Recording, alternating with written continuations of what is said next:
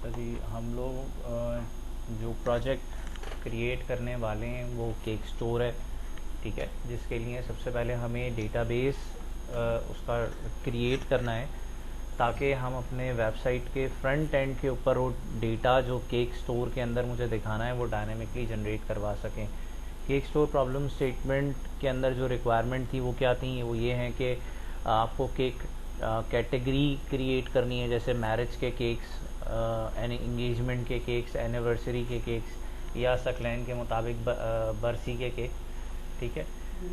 और जो भी कस्टमर होगा वो ऑनलाइन केक को ऑर्डर करेगा, उसमें उसके पास ऑप्शन होना चाहिए कि वो केक जो है वो एगलेस चाहता है या विद एग वाला चाहता है, ठीक है। तो हमें इसके लिए सबसे पहले तो अपना डेटाबेस क्रिएट करना होगा। डेटाबेस क्रिएट करने के लिए सबसे पहले हमने एक नया डेटाबेस क्रिएट किया है केक स्टोर के नाम से, ठीक है। मैं डेटाबेस डायग्राम का इस्तेमाल करूँगा डेटाबेस क्रिएट करने के लिए, क्यूरीज़ का इस्तेमाल नहीं कर रहा, क्योंकि क्यूरीज़ थोड़ी सी कॉम्प्लिकेटेड और टाइम टेकिंग भी हैं। डेटाबेस डायग्राम एक अच्छा फीचर है एसक्यूएल सर्वर का, जिसमें मैं डायरेक्ट ड्रैगन मतलब डिज़ाइनर का इस्तेमाल करते हुए टेबल्स को क्रिएट कर सकता हूँ। तो सबसे पहले मैं कस्टमर का टेबल क्रिएट कर रहा हूँ, ठीक है। जिसके अंदर मैंने कहा सबसे पहला कॉलम जो होगा वो कस्टमर आईडी का होगा। डेटा टाइप इसकी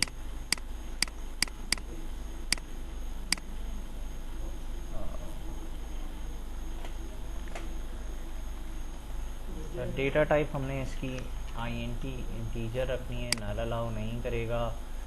प्राइमरी की कॉलम होगा, और मैं चाहता हूँ कि इसकी जो वैल्यू है वो ऑटो इंक्रीमेंट हो, ठीक है। तो मैं इस आइडेंटिटी यस कर दूंगा। अच्छा, डेटाबेसेस के अंदर अगर आप आइडेंटिटी प्रॉपर्टी विंडो से सेट करवा रहे हैं तो आपके पास यहाँ दो चीज ऑप्शंस दिए ऑलरेडी, आपको प्रॉम्प्ट करता है इंक्रीमेंट और सीड। सीड का मतलब है कि स्टार्ट कहाँ से करना है। यहाँ पे 1 का मतलब है कि 1 से स्टार्ट करेगा। ऑटो इंक्रीमेंट, जब पहला रिकॉर्ड इंसर्ट करूँगा तो उसकी आईडी 1 होगी, दूसरा इंसर्ट करूँगा तो इंक्रीमेंट बाय 1 हुआ है तो नेक्स्ट आईडी की नेक्स्ट रिकॉर्ड की जो आईडी होगी वो 2 होगी। अगर यहाँ पे मैं आइडेंटिटी सीड 100 कर दूँ तो जब मैं फर्स्ट रिकॉर्ड इंसर्ट करूँगा तो उस वक्त वो फर्स्ट रिकॉर्ड की आईडी होगी 100। जब सेकंड रिकॉर्ड इंसर्ट करूँगा, इंक्रीमेंट 1 है तो सेकंड रिकॉर्ड की आईडी होगी 101, ठीक है। नेक्स्ट हमारे पास है कॉलम कस्टमर का नाम, स्ट्रिंग होती है तो हम इसका रख लेंगे डेटा टाइप varchar 50, नल अलाउ नहीं करना, ठीक है। उसके बाद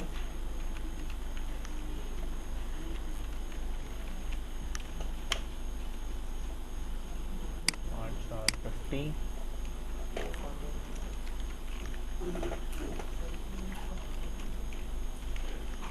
कॉन्टैक्ट नंबर इसको भी मैं varchar 12 रख रहा हूँ, क्योंकि मुझे पता है कि नंबर जो है वो 11 डिजिट्स का होता है, और एक मैंने जो है वो इसके अंदर हाइफन अलाउ किया है। उसके बाद जेंडर, कस्टमर मेल है या फीमेल, उसके लिए मैं यहाँ पे 6 कैरेक्टर्स दे देता हूँ, क्योंकि male has 4 characters and female has 6 characters in the word. उसके बाद डेट ऑफ बर्थ, यहाँ पे इसकी जो डेटा टाइप होगी वो डेट होगी। नेक्स्ट हमारे पास जो कॉलम होना चाहिए वो है एनिवर्सरी, स्पेलिंग शायद मैं गड़बड़ कर दूँ, एनिवर्सरी डेट, ठीक है। क्योंकि ये एक्चुअली ये कॉलम रखने का मकसद ये है कि अगर जो भी कस्टमर है वो मैरिड है तो हम उसकी एनिवर्सरी डेट जो है वो अपने पास सेव करवा लें, ताकि हम उनको कोई प्रमोशनल स्कीम्स वगैरह सेंड कर सकें, ठीक है। अच्छा, नेक्स्ट यहाँ पे हम एक कॉलम ऐड करवा रहे हैं यूज़र आईडी का। ये कॉलम ऐड करवाने की वजह ये है कि हमारे पास जो MVC मॉडल के अंदर हम आइडेंटिटी फ्रेमवर्क फॉलो करवाते हैं, इम्प्लीमेंट करवाते हैं, तो उसके अंदर उसका ASP.NET यूज़र का अपना टेबल होता है, ठीक है, जिसके अंदर आपकी टेबल की जो ID होती है, यानी जो आप रजिस्टर फॉर्म फिल करते हो, तो वो डेटा उस रजिस्ट्रेशन फॉर्म से उस ASP.NET यूज़र के टेबल में जाता है, ठीक है। तो हमने उस फॉर्म का, MVC फॉर्म का इस्तेमाल करते हुए हम दो टेबल्स के अंदर डेटा ऐड करवाएंगे। एक तो ASP.NET यूज़र के अंदर, दूसरा हमारा जो कस्टमर का टेबल है। अच्छा, अब ASP.NET यूज़र के अंदर जो डेटा टाइप होती है यूज़र ID की, वो होती है n varchar, ठीक है, और उसकी जो लेंथ होती है वो होती है 128। तो हमने भी यहाँ पर जो यूज़र ID है उसकी जो लेंथ रखनी है, जो डेटा टाइप रखनी है, वो वही होनी चाहिए जो हमारी ASP.NET यूज़र टेबल के कॉलम की होती है, क्योंकि बेसिकली ये हमारे पास एज अ फॉरेन की कॉलम हम इसको इस्तेमाल करेंगे, ठीक है। n varchar 128। तो कस्टमर का हमारा ये टेबल कंप्लीट हो गया है। नेक्स्ट हमने जो टेबल बनाना है वो नेक्स्ट टेबल होगा केक टाइप, क्योंकि जैसा मैंने स्टार्ट में बताया कि हमें कैटेगराइज करवाना है केक्स को, बर्थडे केक्स या मैरिज केक्स या एंगेजमेंट वाइज एक्सेट्रा एक्सेट्रा, ठीक है। तो यहाँ पे ऑब्वियसली हमारे हर टेबल के अंदर एक प्राइमरी की कॉलम होना चाहिए। हमने कहा केक टाइप ID इंटीजर होगा, नल अलाउ नहीं करना, प्राइमरी की, ठीक है। इज आइडेंटिटी, यस, मैंने कहा इसकी वैल्यू ऑटोमेटिकली इंक्रीमेंट होगी। और यहाँ पे आइडेंटिटी इंक्रीमेंट और आइडेंटिटी सीड में मैंने दोनों जगह पर 10-10 दे दिया है, यानी जब फर्स्ट रिकॉर्ड इंसर्ट होगा तो उस केक टाइप ID जो है वो 10 होगी, जब दूसरा रिकॉर्ड इंसर्ट होगा तो केक टाइप जो है उसकी ID 20 हो जाएगी। इस टेबल के अंदर हमारे पास ज़्यादा कॉलम्स नहीं हैं, सिर्फ ये 2 कॉलम्स ही हमने इसके अंदर रखने, क्योंकि कैटेगरी है। और अगर आप चाहें तो कैटेगरी के साथ अगर कुछ और चीज़ ऐड करवाना चाहते हैं, ठीक है, तो वो भी ऐड करवा सकते हैं, लेकिन अभी हमारे पास ये 2 ही टेबल्स हैं, 2 ही कॉलम्स हैं केक टाइप के अंदर। अच्छा, केक टाइप के बाद नेक्स्ट टेबल जो हमने क्रिएट करना है वो क्रिएट करना है केक का।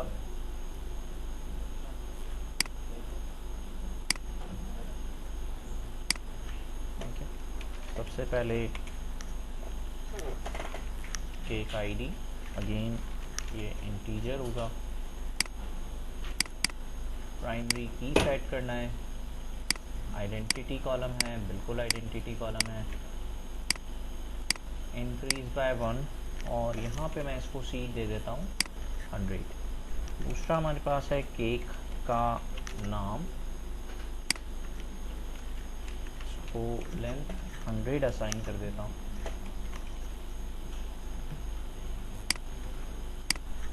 ठीक है। अच्छा, मैं ये चाहता हूँ कि केक, जाहिर सी बात है ऑनलाइन है, ऑनलाइन स्टोर है, कि ऑनलाइन केक स्टोर है, तो केक की कुछ इमेजेस वगैरह भी हों, क्योंकि जब भी आप ऑनलाइन शॉपिंग करते हैं या किसी ऐसी वेबसाइट पर जाके कुछ चीज़ परचेज़ करते हैं, तो सबसे पहले आप उस चीज़ को व्यू करते हैं कि वो दिखने में कैसी है, ठीक है, उसका शेप क्या है, उसका लुक एंड फील कैसा है, एक्सेट्रा एक्सेट्रा। तो मैं यही चाहता हूँ कि जब केक कोई बाय कर रहा हो तो केक का डिज़ाइन, उसकी टॉपिंग किस तरह से, एक्सेट्रा एक्सेट्रा, वो सब मैं उसके रिकॉर्ड के साथ शो करवाऊँ। तो यहाँ पर मुझे केक की इमेजेस के लिए, ठीक है। अच्छा, हमारी जो अप्रोच है यहाँ पे वो ये है कि हम अपने डेटाबेस के अंदर इमेज के पाथ्स स्टोर करेंगे, इमेजेस हम सर्वर पे स्टोर करवाएंगे और डेटाबेस में हम उन इमेजेस का पाथ स्टोर करवाएंगे, ठीक है। केक इमेज कर देते हैं इसको, cake image 1, cake image 2, copy paste that,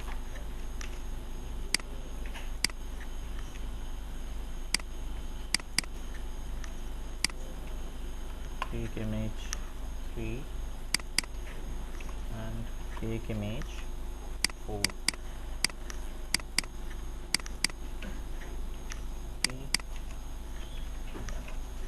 paste, ठीक है, 4 इमेजेस हमने ले ली हैं। अच्छा, उसके बाद हमें केक की कुछ डिस्क्रिप्शन, कुछ डिटेल, जिसके अंदर हम ये बता सकते हैं कि भाई ये केक एगलेस के अंदर भी अवेलेबल है, विद एग या विदाउट एग अवेलेबल है कि नहीं है। ठीक है जी, इसको भी हम वाचार 1000 कर देते हैं ताकि हम ज़्यादा डिटेल्स इसके अंदर, ज़्यादा कैरेक्टर्स इसके अंदर ऐड करवा सकें। अगेन केक है तो केक की कोई ना कोई प्राइस होगी। इसकी हम डेटा टाइप रखेंगे मनी, ठीक है। ये एसक्यूएल सर्वर के अंदर एक पैसों के लिए डेटा टाइप मौजूद है। अच्छा, केक का ताल्लुक है केक टाइप के साथ, ठीक है। तो हमें रिलेशन क्रिएट करने के लिए डेटाबेसेस के अंदर फॉरेन की कॉलम इंट्रोड्यूस करवाना होता है, ठीक है।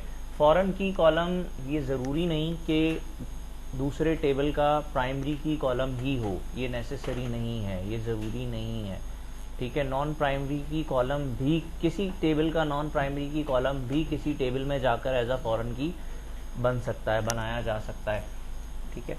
तो यहाँ पे मैं केक टाइप आईडी ले रहा हूँ एज अ फॉरेन की कॉलम। अभी बाज़ाहिर इस डायग्राम के अंदर केक टाइप आईडी जो है वो फॉरेन की कॉलम है, लेकिन हमने डिपेंडेंसी क्रिएट नहीं की। मीन्स के जब हम केक के अंदर डेटा इंसर्ट करवाएंगे और अगर केक टाइप हमने ऐड नहीं करवाई तो भी केक ऐड हो जाएगा, ठीक है। जबकि ये गलत है ना, इम्प्लीमेंटेशन ऐसा नहीं होना चाहिए, क्योंकि cake belongs to a certain category. तो पहले कैटेगरी होनी चाहिए, फिर केक होना चाहिए। अगर कैटेगरी नहीं है तो कैटेगरी तो कोई केक भी नहीं हो सकता, ये डिपेंडेंसी है, ठीक है। तो हमें बेसिकली क्या क्रिएट करना है, रिलेशन क्रिएट करना है एसक्यूएल सर्वर के अंदर। यहाँ डायग्राम्स में अगर आप एसोसिएशन क्रिएट करना चाहते हैं, फॉरेन की कॉन्स्ट्रेंट लगाना चाहते हैं, एक टाइप टेबल, ठीक है। तो मैं जिस भी टेबल के अंदर मेरा फॉरेन की कॉलम एग्जिस्ट कर रहा है वो टेबल सेलेक्ट करता हूँ, यानी केक वो टेबल है जिसके अंदर cake type ID as a foreign key आ रही है ना। तो मैंने केक के टेबल को सेलेक्ट किया है, राइट क्लिक, रिलेशनशिप, ऐड मैंने एक रिलेशनशिप ऐड किया है, ठीक है। Specification table and column specification के अंदर जाकर यहाँ पे मैं बताऊंगा कि प्राइमरी की टेबल मेरा कौन सा है, केक टाइप है। केक टाइप का कौन सा कॉलम है जो एज अ फॉरेन की बिहेव करेगा, मैंने कहा वो केक टाइप आईडी वो कॉलम है जो एज अ फॉरेन की कॉलम बिहेव करेगा किस टेबल के अंदर, केक के टेबल के अंदर, ठीक है। और केक के टेबल के अंदर वो कौन सा कॉलम है जिसके साथ मुझे प्राइमरी की, यानी प्राइमरी की टेबल के कॉलम को ज्वाइन करना है, मर्ज करना है, C underscore type underscore ID. Okay create, okay करेंगे, क्लोज करेंगे। अब देखो यहाँ पे एक एसोसिएशन डायग्राम के अंदर क्रिएट हो गई है, ठीक है। इसका मतलब ये है कि अब जब तक केक टाइप इंसर्ट नहीं होगी केक इंसर्ट नहीं हो सकता, ठीक है। अच्छा, ये तो हो गई केक की कहानी। अब हमें चाहिए, जाहिर सी बात है, केक है, कस्टमर है, तो कस्टमर केक ऑर्डर भी करेगा,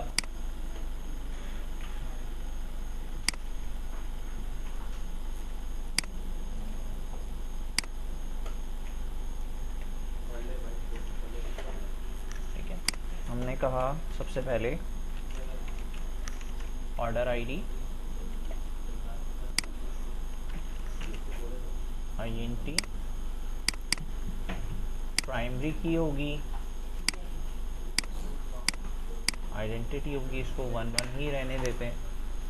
अच्छा, अब जो ऑर्डर आएगा, जो भी ऑर्डर आएगा वो किसी ना किसी केक का आएगा, ठीक है। और कोई ना कोई कस्टमर वो ऑर्डर प्लेस करेगा। यानी अब जो केक ऑर्डर का टेबल है वो हमारा ज्वाइन होगा, वो हमें कनेक्ट करना है कस्टमर के साथ भी, वो हमें कनेक्ट करना है केक के साथ भी। तो यहाँ पर सबसे पहले केक आईडी इंटीजर,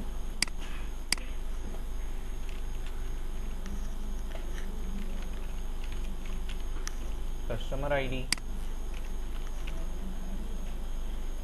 इंटीजर, ठीक है। अगेन अभी इस डेटाबेस के इस टेबल के अंदर ऑर्डर केक ऑर्डर के अंदर हमने सिर्फ कॉलम्स क्रिएट किए हैं, कोई फिजिकल एसोसिएशन या लॉजिकल एसोसिएशन नहीं है। अच्छा, पहले हम अपना केक ऑर्डर टेबल कंप्लीट कर लेते हैं। जाहिर सी बात है ऑर्डर आएगा तो ऑर्डर की कोई ना कोई डेट होगी,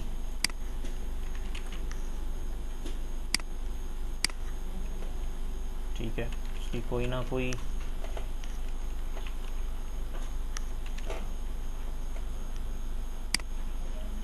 क्वांटिटी होगी, ठीक है। ऐसा हो सकता है ना कि कोई पार्टी के लिए केक वगैरह ऑर्डर कर रहा है तो मोर देन वन केक वो ऑर्डर कर दे, ठीक है, पॉसिबल है।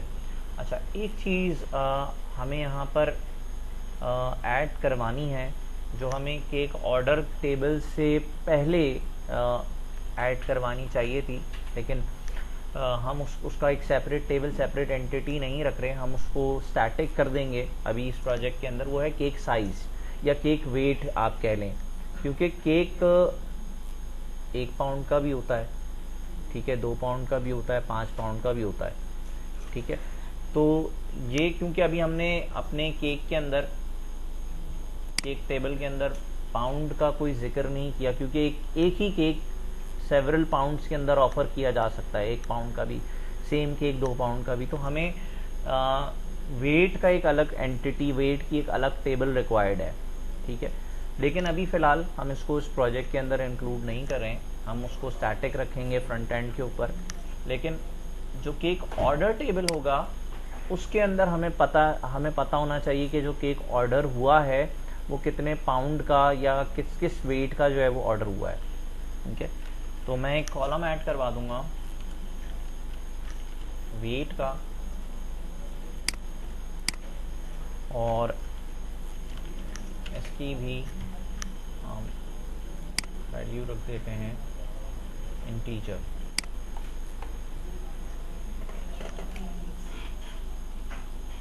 अब केक जो ऑर्डर हुआ है वो एगलेस ऑर्डर हुआ है या विद एग, तो हम यहाँ पे सिर्फ एक चीज़ बनाएंगे, एगलेस। और क्योंकि ट्रू और फॉल्स है तो हम सिर्फ इसकी जो डेटा टाइप है वो रखेंगे बिट के अंदर। फिर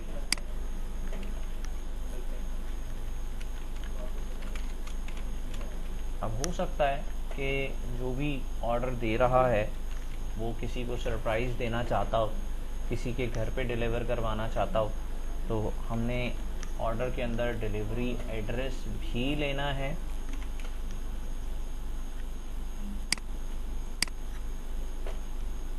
हो सकता है कोई स्पेसिफिक डेट हो, जैसे आज ऑर्डर किया है, कह रहा है कल आप डिलीवर कर दें, या 3 दिन बाद आपने डिलीवर करना है, तो डिलीवरी डेट और फिर ऑर्डर स्टेटस। इसको हम इट डिपेंड्स कि आप इसको इंटीजर में इंटरप्रेट करना चाहते हैं या आप इसको किसी स्ट्रिंग फॉर्म के अंदर इंटरप्रेट करवाना चाहते हैं। तो मैं फ़िलहाल इसको varchar के अंदर ले लेता हूँ, varchar 20, क्योंकि मैं चाहता हूँ कि इस टेबल के अंदर जो है वो status in terms of string या टेक्स्ट स्टोर हो कि ऑर्डर स्टेटस पेंडिंग है, इन प्रोग्रेस है, डिलीवर्ड है या कैंसल्ड है, ठीक है। तो ये 3-4 स्ट्रिंग वैल्यूज़ हैं जिसमें से कोई एक जो है वो इस ऑर्डर स्टेटस के टेबल में हमें ऐड करवानी है। अगेन ये वो टेबल है जिसके अंदर सारे फॉरेन कीज़ आएंगे अच्छा जी, हमें लिंक करना है केक ऑर्डर को कस्टमर के साथ, केक के साथ। अब यहाँ पे जो रिलेशनशिप हम क्रिएट करेंगे वो 2 दफ़ा क्रिएट करेंगे। इस तरह से मैंने उस टेबल को सिलेक्ट किया है जिसके अंदर फॉरेन की कॉलम है। रिलेशनशिप पे जाएंगे, ऐड टेबल स्पेसिफिकेशन के अंदर सबसे पहले हमारे पास हमने इसको कनेक्ट करना है केक के साथ। प्राइमरी की कॉलम के अंदर ये वो कॉलम होगा केक आईडी जो एज अ फॉरेन की कॉलम आएगा केक ऑर्डर के अंदर। केक आईडी के ऊपर मैप करेगा, ठीक है। अभी एक सिंगल रिलेशनशिप क्रिएट हुआ है केक ऑर्डर का केक के साथ। अब हमें रिलेशनशिप क्रिएट करना है केक का कस्टमर के साथ। तो अगेन मैं दोबारा ऐड पे क्लिक करूंगा, टेबल स्पेसिफिकेशन, टेबल कस्टमर के साथ हमें रिलेशनशिप क्रिएट करना है। कस्टमर आईडी वो कॉलम होगा जिससे हमें रिलेशनशिप क्रिएट करना है, और केक ऑर्डर के अंदर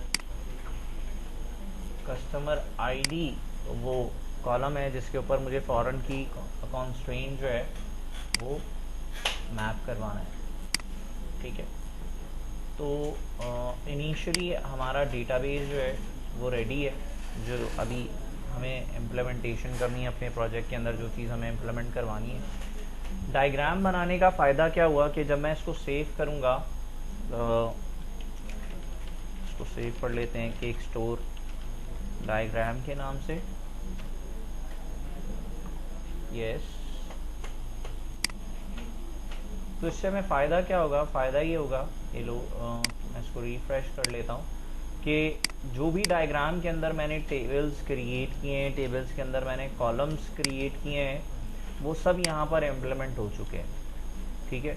मुझे कोई किसी किस्म की कोई कॉम्प्लिकेटेड क्यूरी लिखने की ज़रूरत नहीं है। अगर मुझे क्यूरी का सिंटेक्स याद नहीं है कि फॉरेन की कैसे बनाते हैं, प्राइमरी की कैसे बनाते हैं, डेटा टाइप क्या हो सकती है, क्या होनी चाहिए, क्योंकि डिज़ाइनर का जब हम इस्तेमाल कर रहे हैं तो यहाँ पे इंटेलिसेंस के अंदर वो हमें बता रहा है कि वार आपको वार बाइनरी रखनी है, वार 4 रखनी है, एन वार 4 रखनी है।